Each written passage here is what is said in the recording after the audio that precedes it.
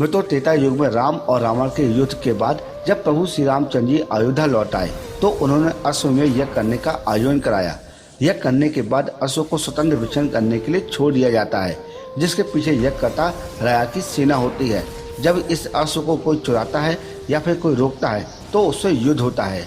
यदि यह अश्व खो जाता है तो दूसरे अश्व से यह क्रिया पुनः आरंभ की जाती है। मित्रों, जिस तरह एक बार लव और कुश ने अश्वमेध के अश्व को रोककर प्रभु श्री रामचंद्र जी को चुनौती दे दी थी, उसी प्रकार यज्ञ का घोड़ा देवपुर पहुंचा तो शिव भक्त राजा वीरमणि के पुत्र स्कंदगद ने प्रभु श्री रामचंद्र जी के घोड़े को रोककर उसे बंदी बना लिया। मित्रों, अब तो देवपुर और अयोध्या की सेना में युद्ध तो होना ही था। वीरमणि ने सुना कि श्री राम के अनुज शत्रुघ्न की सेना युद्ध के लिए बढ़ती चली आ रही है। तब उन्होंने सेना तैयार करने के लिए सेनापति रिपुर को आदेश दे दिया। फिर स्वयं शिव भक्त राजा वीरमणि के भाई वीर सिंह, भांजे वनमित्र और तथा राजकुमार स्कंदगद के साथ युद्ध के लिए रणभूमि में पहुंच गए। मित्रों, अब तो देवपुर और अयोध्या की सेना में युद्ध तो होना ही था।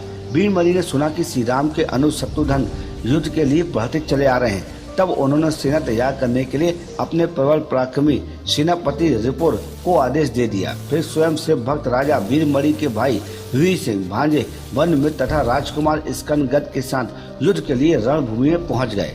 मित्रों, भीषण युद्ध हुआ और जिसमें हनुमान जी ने सभी को पराजित कर दिया और अंत में वीरमणि को हनुमान जी ने मूर्छित कर दिया। शिव भक्त वीरमणि को शिव जी ने वरदान दिया था कि जब भी संकट आएगा मैं तुम्हारी सहायता करूंगा।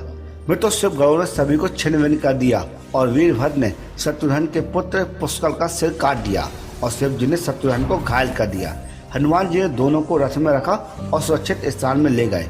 फिर हनुमान जी ने सेना का मनोबल बढ़ाते हुए गर्जना करके आगे बढ़े और शिव जी के सामने जाकर खड़े हो गए। फिर दोनों में भयंकर प्रलयंकारी युद्ध हुआ।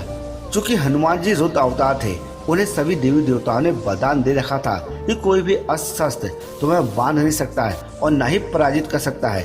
इस कारण भगवान शंकर और हनुमान जी में प्रलयकारी युद्ध हुआ। दोनों ओर से हर तरह दिव्य अस्त्रों का प्रयोग किया जाने लगा। हनुमान जी के पास शिव जी के दिव्य अस्त्रों का तोड़ था। वो तो युद्ध भयानक से भयानक होता जा रहा था।